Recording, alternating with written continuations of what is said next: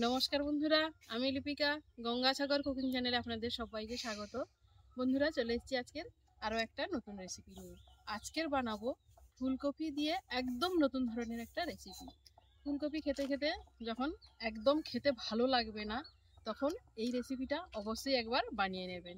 তার জন্য আমি আমাদের বাগানে চলে এসেছি। ছোট্ট মতো একটা বাগান, সব রকমের সবজি লাগানো আছে। তো একটা ফুলকপি তুলে নেব। তো চলুন ফুলকপিটা তুলে নিই।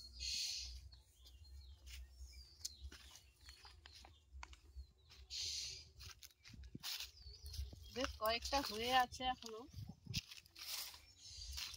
আমার খুব বেশি বড় লাগবে না, একটা মাঝারি সাইজের হলেই হবে। এইরকম একটা ফুলকপি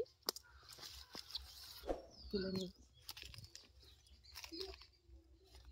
আর একটু ধনে পাতা লাগবে, ধনে পাতাটাও তুলে নিই।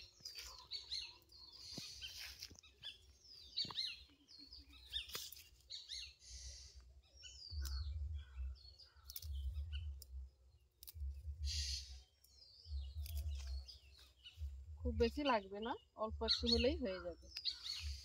এই ফুলকপি রেসিপিটা বানানোর জন্য তাহলে একদম রান্নাঘরে চলে যাই, চলুন। তো বন্ধুরা, বাগান থেকে একদম টাটকা ফুলকপি তুলে নিয়ে চলে এসেছি রান্নার জায়গায়। এবারে ফুলকপিটাকে কেটে নেব। আমরা বাজার থেকে কিনে আনি, তখন কোনো পাতা টাতা কিছু থাকে না, একদম বাগান থেকে তোলা। তাহলে সব এগুলো আমি পরিষ্কার করে কেটে নেব। ছোট ছোট টুকরো করে এটাকে আমি কেটে নিচ্ছি। কোনো সার বীজ কোনো কিছুই দেওয়া হয়নি, এমনিই হয়েছে। এবারে ফুলকপিটাকে আমি ছোট ছোট করে কেটে নেব। কেটে এবার জলের মধ্যে দিয়ে দেব। বাগানের হলেও পোকা থাকতে পারে, এটা ভালো করে একটু বেছে নেব।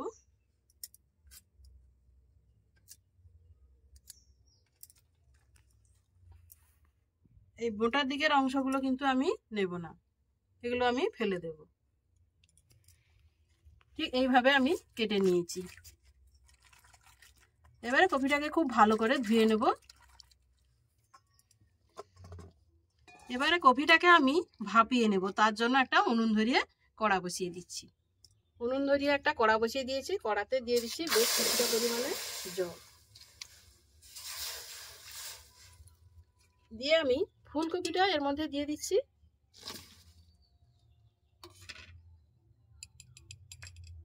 এর মধ্যে আমি হাফ চামচ লবণ দিয়ে দিচ্ছি।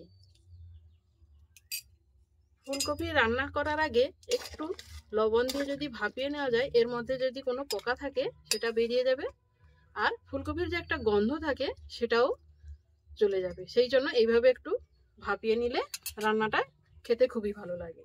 এই ফুলকপির রেসিপিটা বানানোর জন্য আর নিয়ে নেব ছোলার ডাল। আমি আগের দিন রাত থেকে হাফ বাটি ছোলার ডাল ভিজিয়ে রেখেছিলাম, সেটা ফুলে এক বাটি হয়ে গেছে। সেটাকে খুব সুন্দর করে জল ঝরিয়ে নিয়ে নিয়েছি। এরকম এক বাটি ছোলার ডাল নিয়ে নিয়েছি। এটাকে আমি এক সাইডে রেখে দেব। 2 মিনিট মতো আমি কপিটাকে ভাপিয়ে নিয়েছি। এবারে কপিগুলোকে জল থেকে তুলে নেব। খুব বেশি সেদ্ধ করার দরকার নেই, হালকা একটু ভাপিয়ে নিলেই হবে। এবারে কপিটাকে আমি ভালো করে ঠান্ডা করে নেব। এই রান্নাটাতে কিছুটা গোটা মশলা আমি শুকনো খোলায় ভেজে নেব। এই মশলাটা ব্যবহার করার জন্য আমি নিয়ে নিয়েছি 1 চামচ গোটা ধনে, 1 চামচ গোটা জিরে, 4টে শুকনো লঙ্কা আর গোটা গরম মশলা। এগুলোকে আমি শুকনো খোলায় ভেজে নিচ্ছি।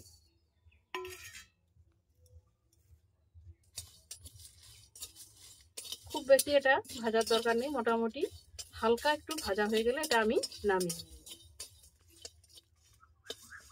তো বন্ধুরা, এইভাবে যদি গোটা মশলা ভেজে গুঁড়ো করে তরকারিতে দেওয়া যায়, সেই তরকারির টেস্টটাই কিন্তু বদলে যায়। আর সম্পূর্ণ নিরামিষভাবে আমি আজকের এই রান্নাটা করছি, সেই জন্য এইভাবে গোটা মশলাকে গুঁড়ো করে দিলে খেতে কিন্তু খুবই ভালো লাগে। মশলাটা কিন্তু আমার ভাজা হয়ে গেছে। এবার এটাকে আমি ঢেলে নিচ্ছি। যে গোটা মশলাটাকে আমি ভেজে রেখেছিলাম ওটা কিন্তু ঠান্ডা হয়ে গেছে। ওটাকে আমি মিহি পেস্ট করে নেব। একটা মিক্সির জারে নিয়ে নিচ্ছি, নিয়ে এটাকে পেস্ট করে নিয়ে আসবো। গোটা মশলাটাকে ঠিক এইভাবে আমি গুঁড়ো করে নিয়ে এসেছি। খুব বেশি মিহি গুঁড়ো করারও দরকার নেই, আবার গোটাও রাখা দরকার নেই, ঠিক এই রকম রাখতে হবে মশলাটাকে। এটা আমি একটা জায়গায় ঢেলে নেব। এই রান্নাটার জন্য কিছুটা পরিমাণ আদা নিয়েছি আর একটা কাঁচা লঙ্কা নিয়েছি। এটাকে খুব ভালো করে পেস্ট করে নিয়ে আসবো। খুব সামান্য পরিমাণে একটু জল দিয়ে দেব।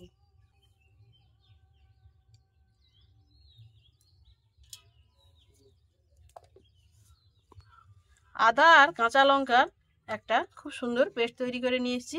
এটাকে আমি এক সাইডে রেখে দিচ্ছি। ফুলকপিটা খুব ভালো করে ঠান্ডা করে নিয়েছি। এবার একটা মিক্সির জার নিয়ে নিয়েছি, ওর মধ্যে আমি ফুলকপিটা দিয়ে দেব।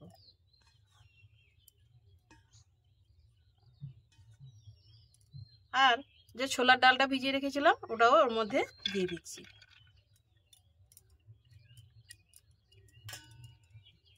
দিয়ে একটা মিহি পেস্ট করে আনবো। ফুলকপি আর ছোলার ডালের খুব সুন্দর একটা পেস্ট করে নিয়ে এসেছি। এবারে এটাকে একটা বড় জায়গাতে ঢেলে নেব। ফুলকপি আর ছোলার ডালের পেস্টটা কিন্তু একদম রেডি। ঠিক এইরকমই এর ঘনত্বটা রাখতে হবে। এবারে এর মধ্যে আমি বেশ কিছু মশলা মিশিয়ে নেব। প্রথমে দিয়ে দেব পরিমাণ মতো লবণ, তারপরে দিয়ে দেব লঙ্কার গুঁড়ো, হাফ চামচ লঙ্কার গুঁড়ো, আর দিয়ে দেব হাফ চামচ হলুদের গুঁড়ো, হাফ চামচেরও কম, খুবই সামান্য গরম মশলার গুঁড়ো।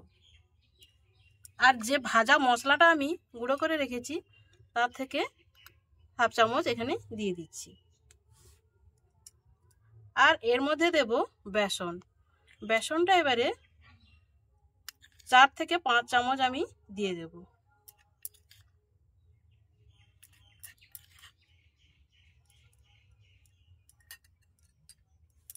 এবারে এটাকে খুব ভালো মতো মিশিয়ে নেব। সব কিছু একসঙ্গে খুব ভালো মতো মিশিয়ে নিচ্ছি। তবে এটা মনে হচ্ছে নরম, সেই জন্য এর মধ্যে আরও কিছুটা বেসন আমি দিয়ে দেব। দিয়ে এটাকে ভালো মতো মিশিয়ে নেব। আরও আমি 3 চামচ বেসন এর মধ্যে দিয়ে দিচ্ছি। দিয়ে আবারও এটাকে খুব ভালো মতো মিশিয়ে নেব। দেখুন মিশ্রণটা ঠিক এরকমই হয়েছে। এবারে এটাকে আমি এইভাবে 5 থেকে 7 মিনিটের জন্য ঢাকা দিয়ে রেস্টে রেখে দেব। ততক্ষণে আর একটা মশলা আমি তৈরি করে নেব। আরও একটা মশলা তৈরি করে নেওয়ার জন্য আমি একটা মিক্সির জার নিয়ে নিয়েছি, যেটাতে আমি ফুলকপি আর ছোলার ডাল পেস্ট করেছিলাম। ওই মিক্সির জারের মধ্যে আমি দিয়ে দেব 5 থেকে 6টা কাজু, আর 1 চামচ পোস্ত, আর 3 থেকে 4 চামচ মতো টক দই। এই রান্নাটা সম্পূর্ণ নিরামিষভাবে করছি, পেঁয়াজ রসুন সব কিছু বাদ দিয়ে। এটা এইভাবে আপনারা একবার বানিয়ে খাবেন, দেখবেন খেতে খুবই ভালো লাগছে। এটাকে আমি একটা মিহি পেস্ট তৈরি করে নিয়ে আসব।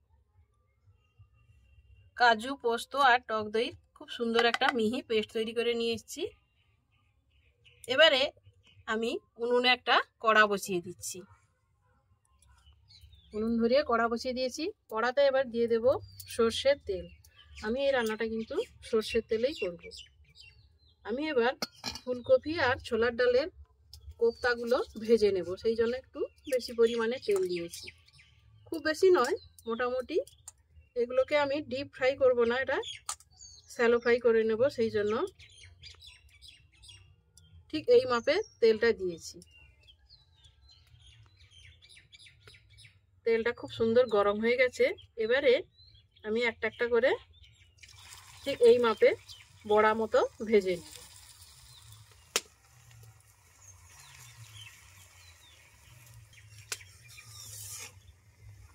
একদিক হয়ে গেছে, এবারে আমি এগুলোকে উল্টে দেব। এইভাবে উল্টে পাল্টে আমি লাল লাল করে ভেজে নেব। সুন্দর করে এগুলোকে আমি ভেজে নিয়েছি লাল লাল করে। এবারে এগুলোকে আমি তুলে নেব। এইভাবে কিন্তু চায়ের সঙ্গে খেতেও কিন্তু দারুণ লাগবে। এইভাবে আমি আবারও কিছু ভেজে নিচ্ছি। একইভাবে আবারও বেশ কিছু বড়াগুলো আমি ভেজে নেব। তো বন্ধুরা, আজকের এই রেসিপিটা যদি ভালো লাগে অবশ্যই লাইক, কমেন্ট, শেয়ার করবেন। আর চ্যানেলে নতুন এলে অবশ্যই চ্যানেলটি সাবস্ক্রাইব করে আমার সঙ্গে থাকবেন। এক পিঠ হয়ে গেছে, আবারও এক পিঠ উল্টে আমি লাল লাল করে ভেজে নেব। একইভাবে আমি সবগুলো বড়া এইভাবে ভেজে নিচ্ছি। সবগুলো বড়া আমি ভেজে তুলে নিয়েছি। এবারে ওই কড়াতেই আমি রান্নাটা করে নেব। ওই কড়াতে যে তেলটা আছে ওর মধ্যে আমি হাফ চামচ কালো জিরে দিয়ে দিচ্ছি। আর আদা আর কাঁচা লঙ্কাটা যে পেস্ট করে রেখেছি ওই বাটাটা এর মধ্যে দিয়ে দেব।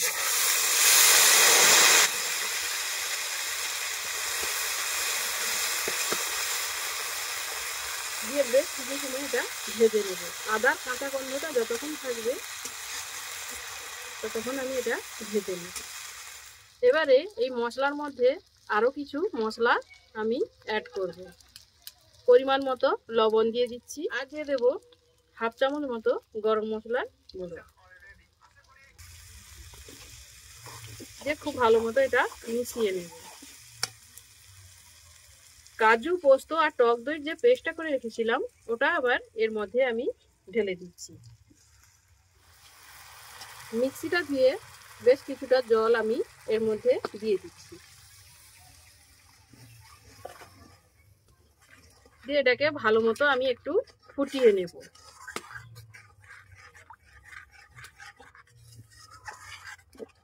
এই রান্নাতে কিন্তু কোনো হলুদ ব্যবহার করব না, খুব সামান্য পরিমাণে একটু লঙ্কার গুঁড়ো দিয়ে দিচ্ছি। দিয়ে এটাকে আবারও খুব ভালো মতো মিশিয়ে নেব। মশলাটাকে খুব ভালো মতো কষিয়ে নিয়েছি। এবারে এর মধ্যে আরো কিছুটা জল আমি দিয়ে দেব। ঠিক গ্রেভিটা যতটা রাখতে চাইবেন ঠিক সেই পরিমাণে জলটা দিয়ে দিতে হবে।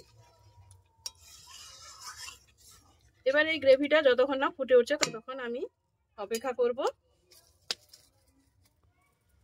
গ্রেভিটা ফুটে উঠছে, ঠিক এই সময়ে আমি যে ভাজা মশলাটা রেডি করে রেখেছিলাম ওইটা এক চামচ এর মধ্যে দিয়ে দেব। দিয়ে খুব ভালো মতো এটাকে মিশিয়ে নেব। এর সেন্টটা কিন্তু খুব সুন্দর উঠেছে।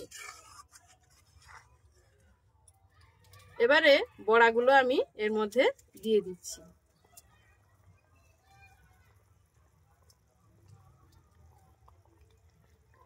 ফুলকপি যখন খেতে ভালো লাগবে না ঠিক এইভাবে একবার বানিয়ে খেয়ে দেখবেন, খেতে খুবই ভালো লাগছে। এগুলোকে দিয়ে আমি আর একটু সময় ফুটিয়ে নেব।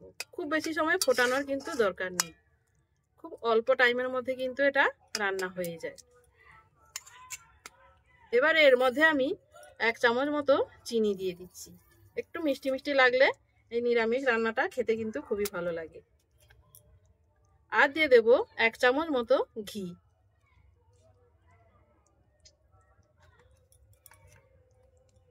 দিয়ে একটু মিশিয়ে নেব।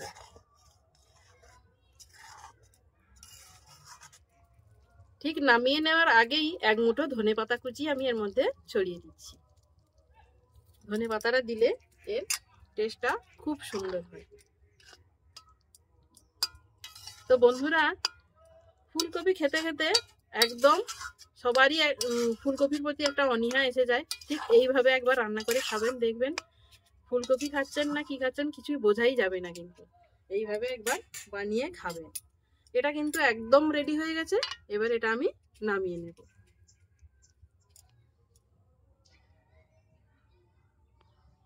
তো দেখুন কত সুন্দর হয়েছে ফুলকপি আর ছোলার ডালের এই কোপ্তাগুলো। একবার এইভাবে বানিয়ে খাবেন, বাড়ির কিন্তু কেউ বুঝতেই পারবে না যে এটা ফুলকপি দিয়ে রান্না হয়েছে। অবশ্যই একবার এইভাবে বানিয়ে খাবেন আর বাড়ির সবাইকে খাওয়াবেন। তো দেখুন কত সুন্দর হয়েছে।